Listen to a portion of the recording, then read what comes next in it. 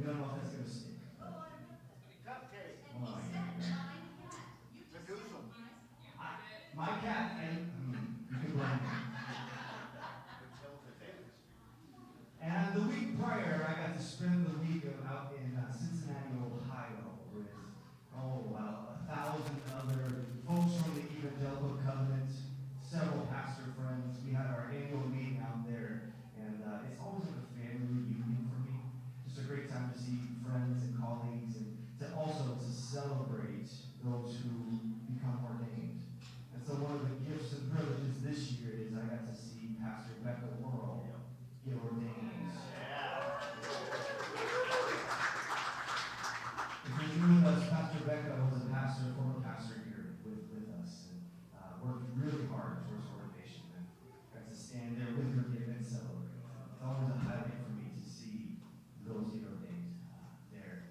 And also, we brought a couple delegates with us, and they were our voice in the midst of voting and hearing what's happening. So I'd like to invite Paul and Terry forward. They're going to share just briefly what that was like last week. Briefly.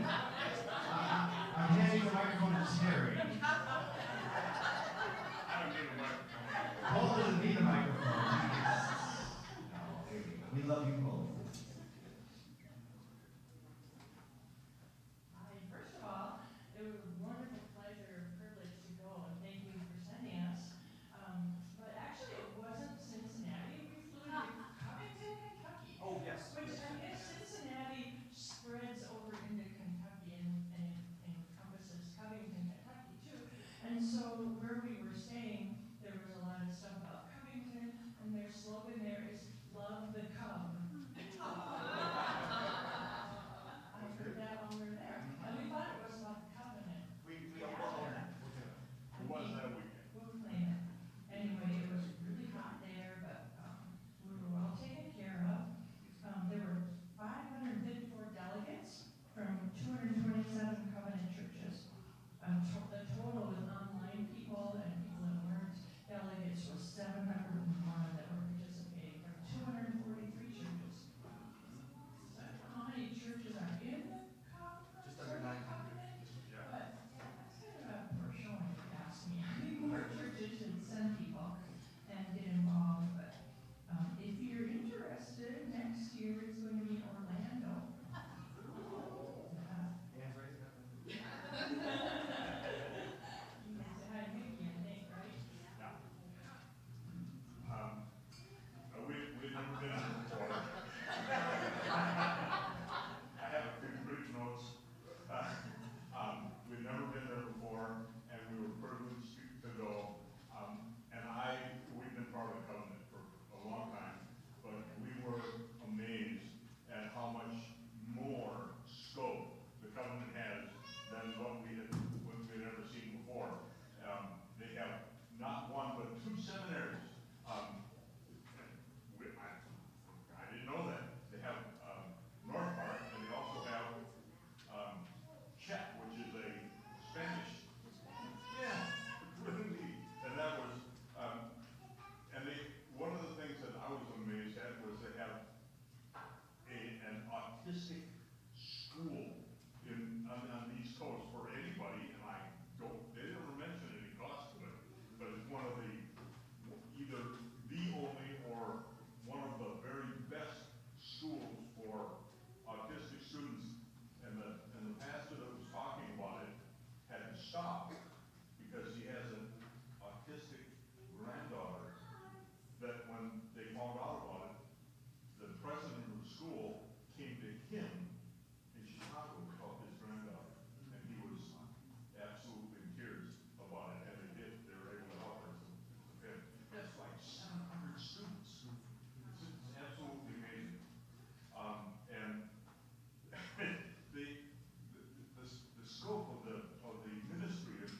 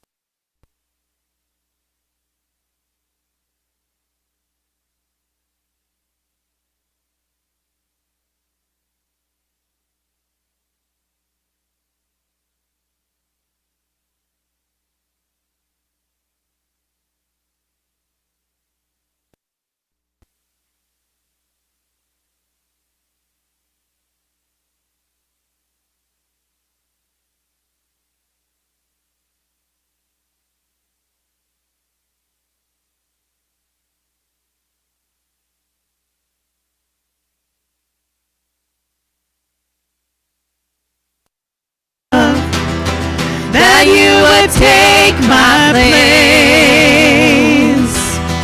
that you would bear my cross. You laid down your life, said I would be set free. Oh, Jesus, I sing for all that you've done for me. Worthy is the Lamb who was slain. Worthy is the King who conquered the grave. Worthy is the Lamb who was slain. Worthy is the King who conquered the grave. Worthy is the Lamb who was slain. Worthy is the King who conquered the grave. Worthy is the Lamb who was slain. Worthy, worthy, worthy. Oh, this is amazing grace. This is unfailing love, that you would take my place, that you would bear my cross. You laid down your life,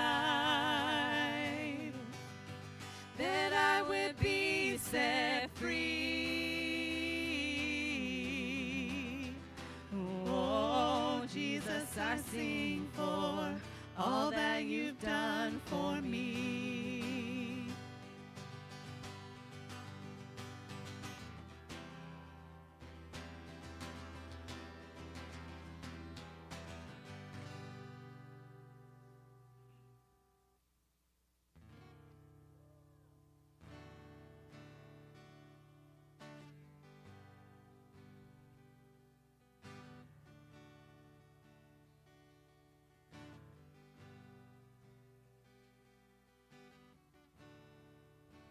Worthy of every song we could ever sing, worthy of all the praise we could ever bring, worthy of every breath we could ever breathe. We live for you.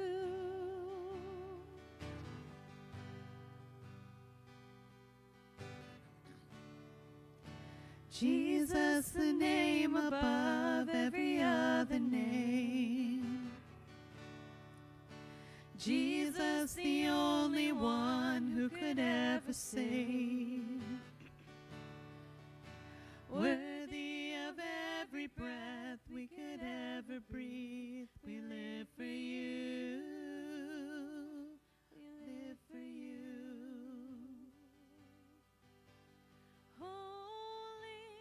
There is no one like you. There is none beside you. Open up my eyes in wonder and show me who you are and fill me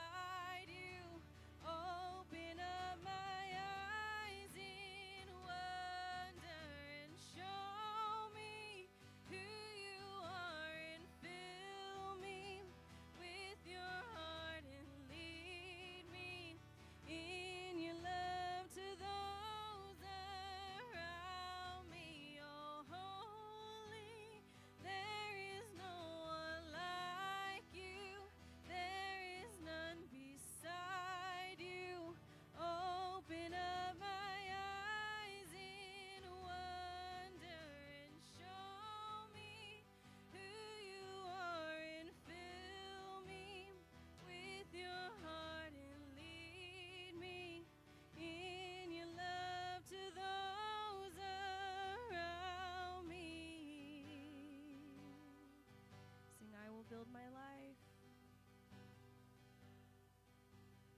I will build my life upon your love. It is a firm foundation, and I will put my trust in you alone, and I will not be shaken. Oh, I will build my life upon your love. It is a firm foundation, and I will put my trust in you alone, and I will not be shaken.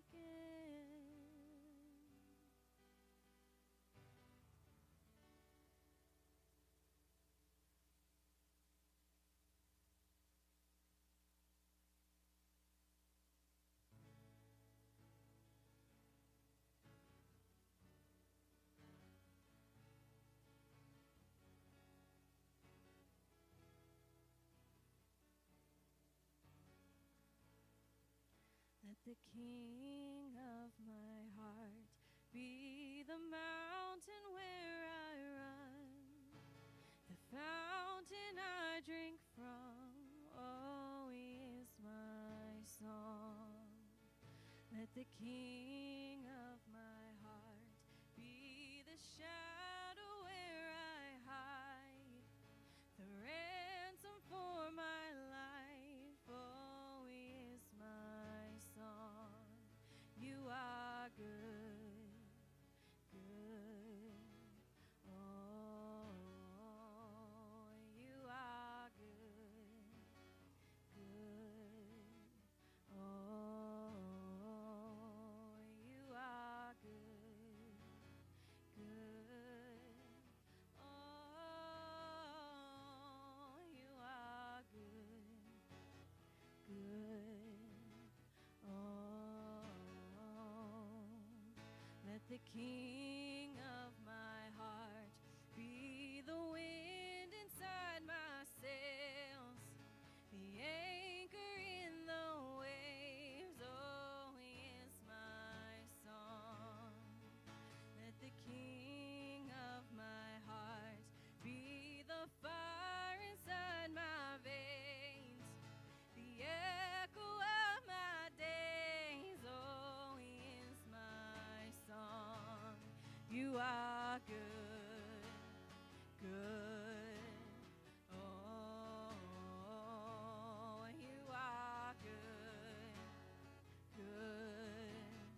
Oh, you are good, good. Oh, you are good, good. Oh,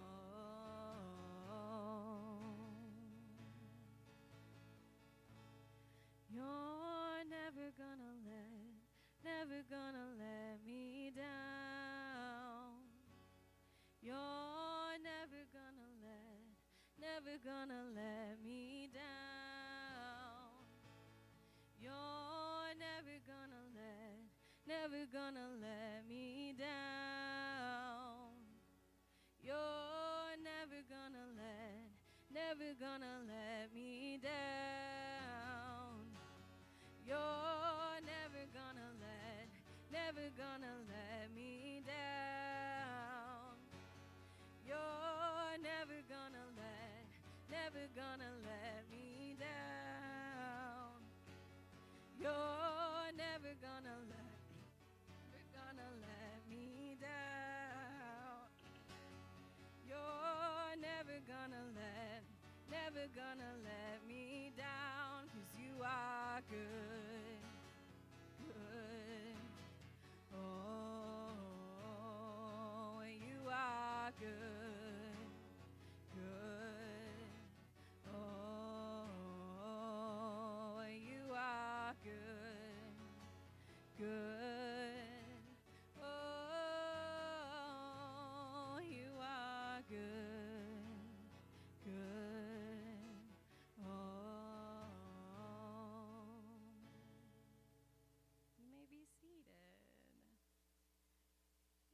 Cedar Creek, we have a couple ways to give of our tithes and offering, and they're on the TV screens behind me. Here at Cedar Creek, we just believe that this is a time for us to continue in worship, to give joyfully to the Lord for all the ways that He has continued to bless and give to us. So if you are a guest here, you are in no way obligated to give. This is really just a time for people who call Cedar Creek their home to continue to worship this morning. And with that, I will invite Nick up to do prayers of the people.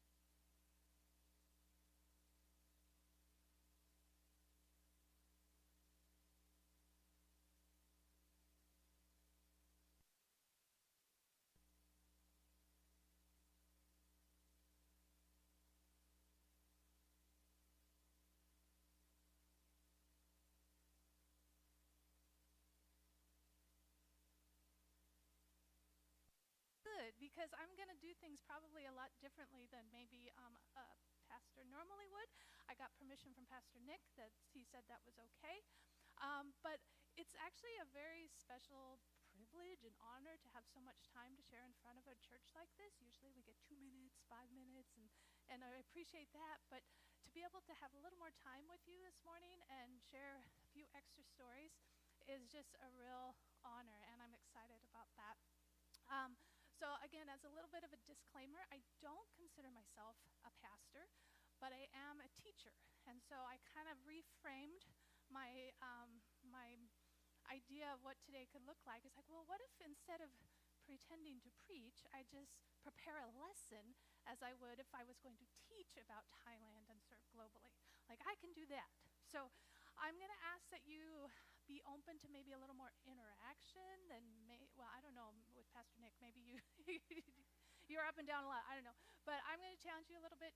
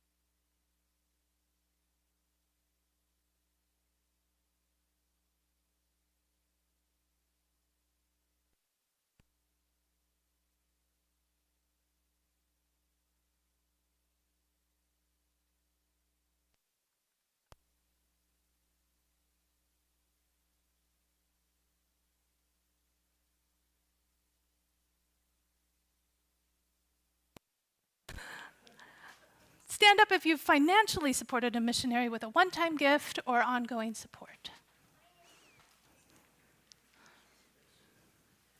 Stand up if you've ever prayed for a missionary. All right. Wow. Thank you. As one of the missionaries that you support, when I see this, it's a little overwhelming and emotional because it's because of you and all your heart for missions that we get to do what we do. So thank you. And I'll let you sit. I'd also, whenever I visit churches, I also like to hear maybe some specifics. Now, I didn't want to put her on the spot because she was already nervous, but I do like to hear specifically what you've been doing as a church, as an individual. How have you been involved in missions? So, for example, I recently went to visit another partner church of mine in Kent, and I crashed their party for the 6K Global Walk for Water. And I learned there that it wasn't just one church, but many covenant churches that, okay, we're working, we're on, no. See, Did it? Oh, okay. So there's lots of covenant churches in the United States that participate in the 6K walk. And it's to raise funds for Covenant Kids Congo and helping them get clean water in their areas.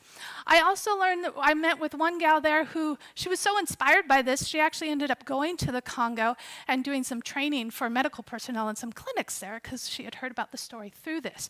That's just like one small, well, not so small, one example of how churches are doing things locally that have a global impact. So that's kind of what I'm going for with this question. How have you been involved in missions locally, globally? What kind of partnerships does your church have that have had positive impacts for God's kingdom here? And then this is the part where you get to actually talk back. So what have we been doing so far? Those short-term trips, where'd you go? Myanmar, okay.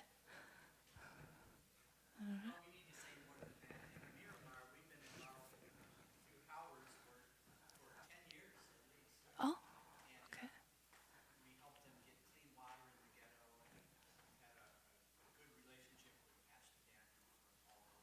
Wonderful. And that's an ongoing connection and relationship there? That's great. All right. What else? What else have you guys been doing?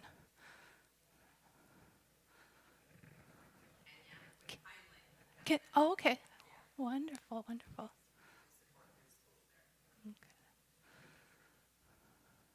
Anything in the local community? I know my home church has like an after-school program that has been a real service to the community and the school children.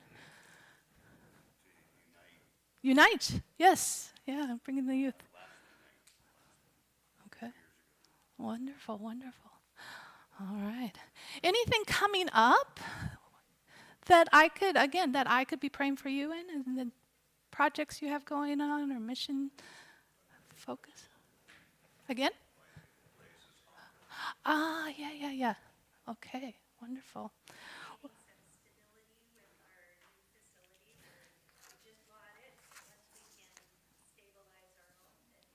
Yeah, so get a solid base to move out from and into the community. So wonderful. Well, I feel like you guys are really moving in or living into our covenant heritage. You know, for those of you who didn't grow up in the covenant church like I did, I don't know if you all know, but we started out calling ourselves Mission Friends, and that's really become a part of our denomination throughout its history. And I see that time and time again when I hear stories from people. And that kind of gets me to the next thing I wanted to share about, which is serve globally, formerly known as Covenant World Mission. Now, serve globally, I like to explain to people, is a verb and a noun. Yes, I was an English teacher for a few years in Thailand. So it's a noun in that it's the umbrella over which a lot of the Covenant Global ministries fall under and are kind of cared for.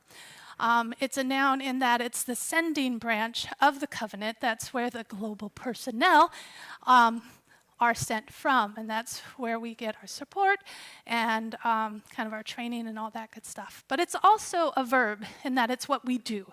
As a covenant, we serve globally. We kind of like joke a little bit about, we're no longer missionaries, we're global personnel. But the exciting part about that and what the change represents is we've grown so much in where we serve that we now have a lot of global personnel serving in places where it's not safe for them to call themselves missionaries or for us to write letters to them as our missionaries. So the work of the covenant through Serve Globally continues to grow, and that's quite exciting. It's always hard for me to kind of put into small story form what that looks like, and so I always like to do a little video. I want to share a video about Serve Globally with you real quick. Oh, wrong direction. All right. We are mission friends. Since the beginning, the Evangelical Covenant Church has been characterized by its commitment to mission. Our founders sought to be gracious friends in Christ, living out their faith by offering benevolence and compassion in the face of suffering and oppression. Today, this legacy remains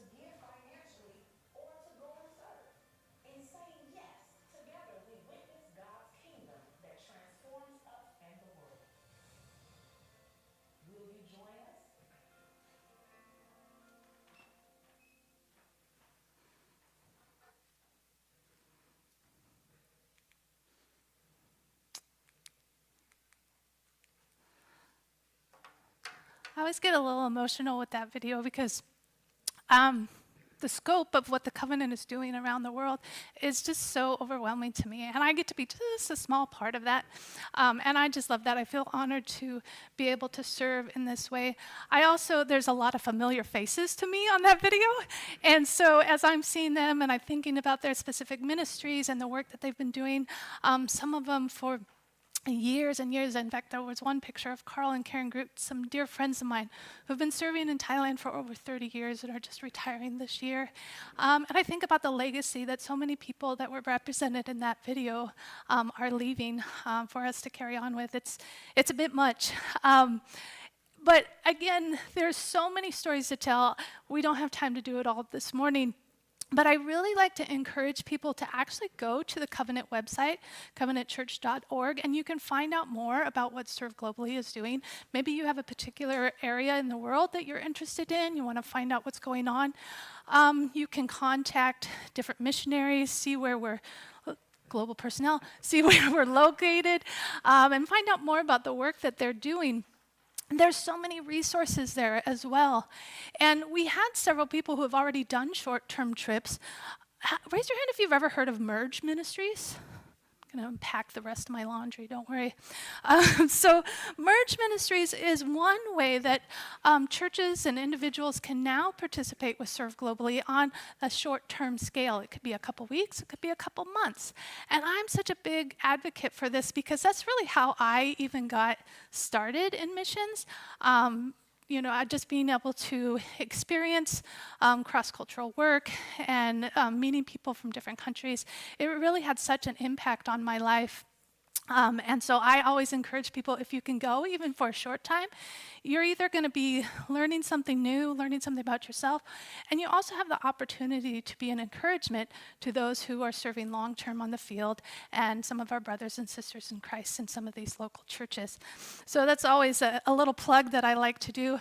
Another one of the resources that you would find on the website that is probably right up there is with one of my favorites, is the Covenant Prayer Calendar. And the way this works is, oh, look at that, Kristi and Chris Johnson right there.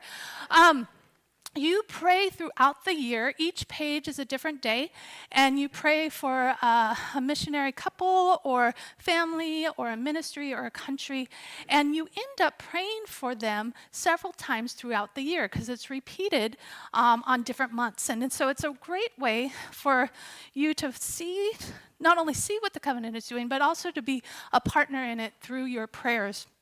And I can't tell you how many times on my prayer day I've received an email from someone I don't even know, who said, they're praying for me today, sending me a verse, and it was exactly what I needed to hear that day with whatever was going on. They have no idea, right? But I'm like, oh, okay, now I can move forward. Now I can keep going. And so it's a big deal. Consider, you can also get an email version of that too, if that's a little easier. But not everybody can go, not everybody can give, but I believe everybody can pray, right? And so that's one way for you to participate in a meaningful way.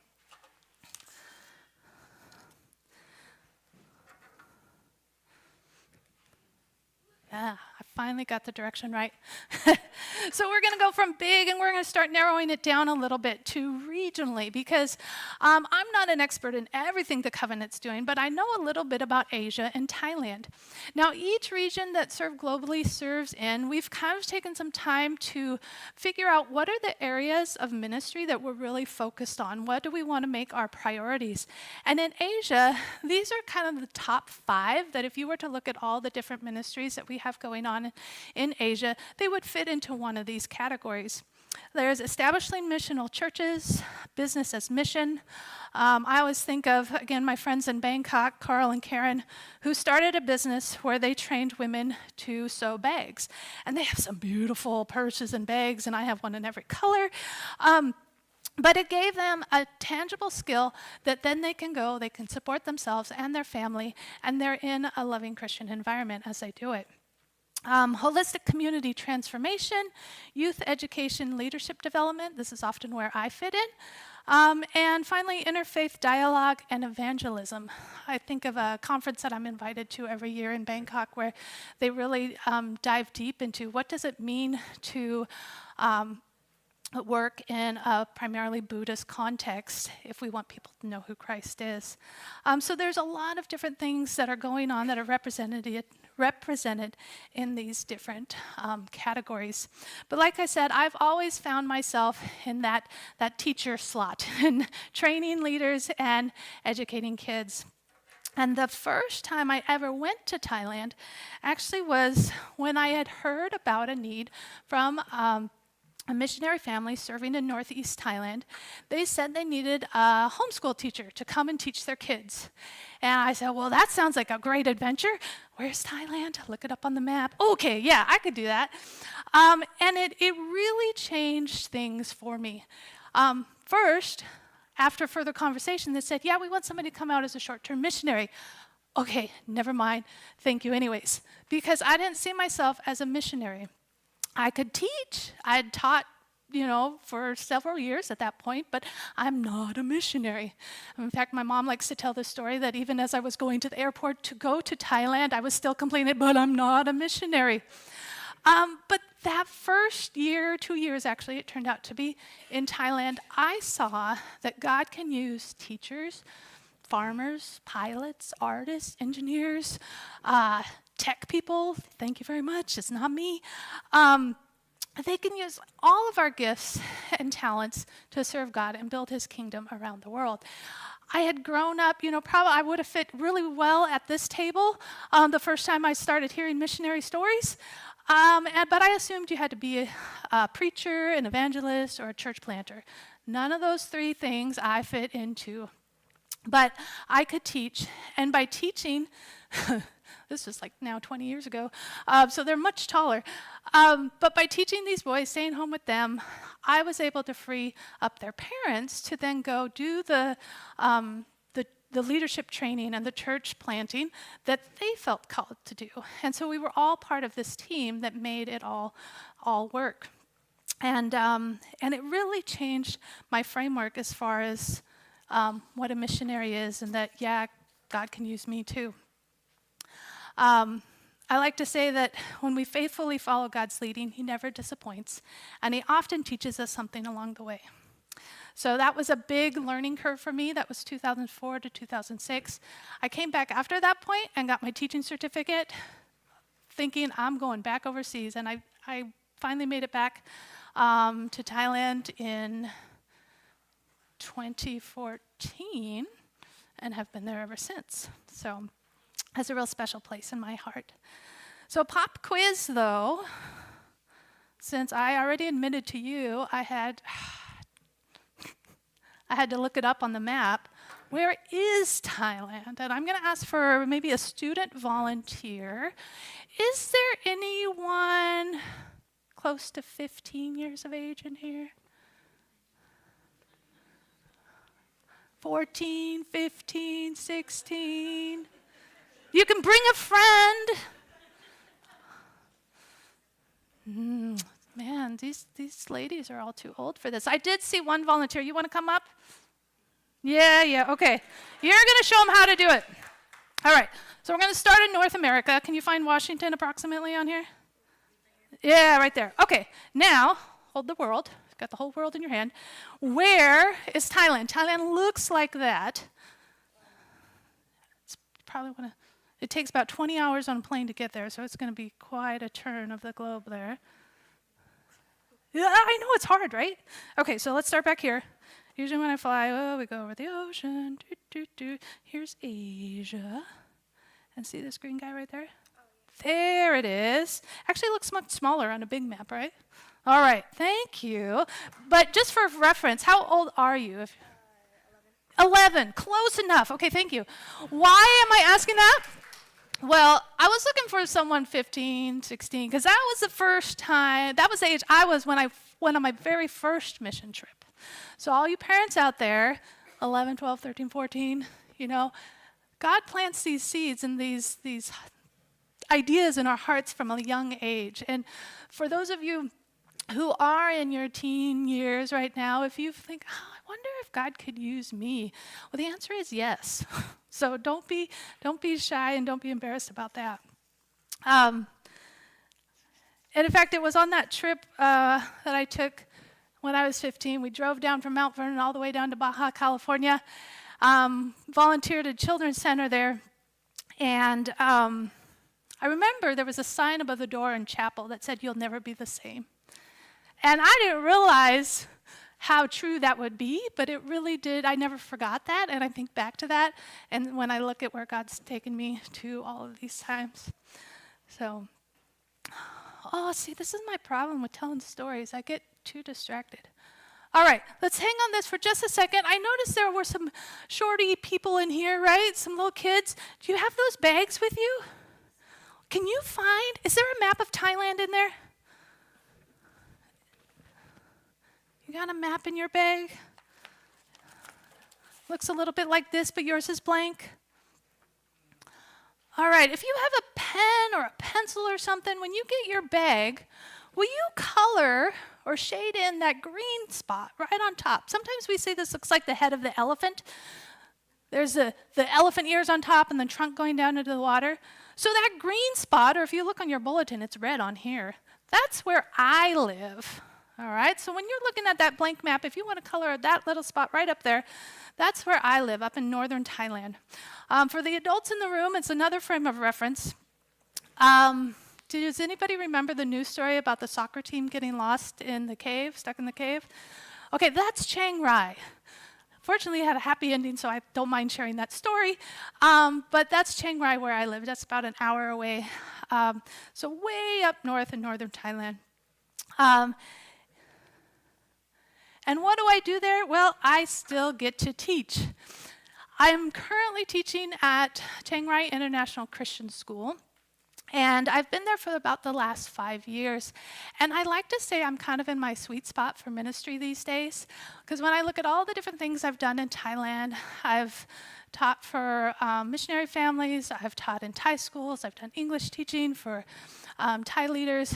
I feel like what I get to do at Crix brings all these great things together, where I'm still supporting missionary families. You know, this was started as a homeschool co-op with the motto of serve the servant, but 30% of our students are still Thai nationals, and so I get to deal with, or I get to interact with, not deal with, I get to interact with Thai students and families on a regular basis. So I wear my Crix Flames shirt proudly, and I just, again, I always say I get to do this because I really do love what I'm doing there. Those Thai families that we interact with, some of them do come because we're a Christian school, and that's a little hard for some Thai families to find, but many of them come because of the quality English education that they're going to get. And so we might be the only Christian witness in these students' lives, and we take that seriously. We really want to build relationships with them and their families and encourage them in their faith. It's hard to, I forgot about this one. So this, even though you can't read the words, I put it up for the colors and the little rainbow effect. So the 25%, the green, is our American students, a lot of families coming from the States to do different ministries there. The 31%, so just over 30%, that's our Thai students. But the rainbow on the other side there is all these other countries that are represented in our student body. And I like to imagine kind of the ripple effect where we're planting seeds of faith. And it's really when these kids graduate, it's going all over the world. And that gets me excited. And I could talk and talk and talk and show you all kinds of graphs, but I want to show you one more video, because it's a short one, to get a sense of what life is like at our school at Crix.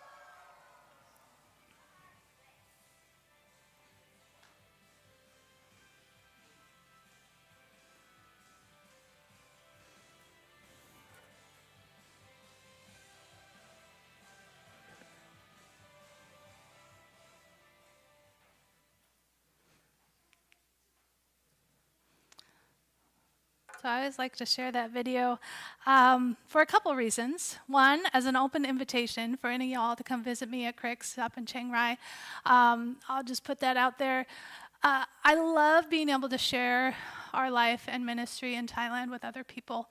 And I've actually had a couple family members be able to come visit me and friends, and it makes it so much more real to them after they've seen it themselves. And I would also like you to maybe keep some of those sweet faces in your mind as you pray for our school and the ministry there. There's a lot going on at our school. We have a lot of families that are involved with different ministries. These kids, sometimes they're there because their parents are there. And so we have the opportunity to say, okay, how can you make your parents' faith yours and personal and meaningful? Or is that even what you want? And so trying to show them Christ in a new way when some of them have grown up hearing the stories over and over again. Some of them are hearing it for the first time. And it's just such an awesome privilege to be in that position. So please pray for our students. We're welcoming students back mid-August. School starts back up. We're also still short a few teachers, so that's our huge prayer request. We're only a month away, and we are missing like a 5th grade teacher. But, you know, God has provided year after year, and I'm faithful that he will again. But the more prayers, the better, right? And I'd also like to leave you with a personal prayer request. This is one I almost skipped because, you know, I get emotional, but you said it was okay to be nervous, right? Okay. So I would appreciate some extra prayers for peace and strength for my family in this coming season. This year-long home assignment kind of started and ended with 2 difficult losses. Last July, my mom passed away right before we got home. And so this has been a year of a lot of hard firsts without her. And then last month, my father-in-law died as well. So those are the 2 end caps we're dealing with this year. With that in mind, Chris, my husband, is also going to stay behind for a time as he settles things and gets things sorted out with his family. So this will be the first time since we've been married that we've been apart. We did the long distance thing beforehand really well, but you know, for the last 6 years, we're like stuck together. So just pray for us as we walk through this season. Some days it's easy to kind of slip into that grief mode, and I know it's important to walk through that when you're dealing with these losses. But thinking back to the annual meeting, the theme was faithfully forward. And that's really what I want to hold on to as I move forward. I feel like it's a way of honoring our parents. They were very supportive of what we do there. And I just, you know, being able to share with you what's going on in Thailand and what I get to be a part of, I just thank you for this opportunity because it gets me excited. It gets me out of that kind of slump where I could just be feeling sorry for myself. But I'm like, look at what God is doing in the world. And thank you, Lord, that I get to be a part of that. So thank you for your continued prayers. Thanks for having me here today. This was great.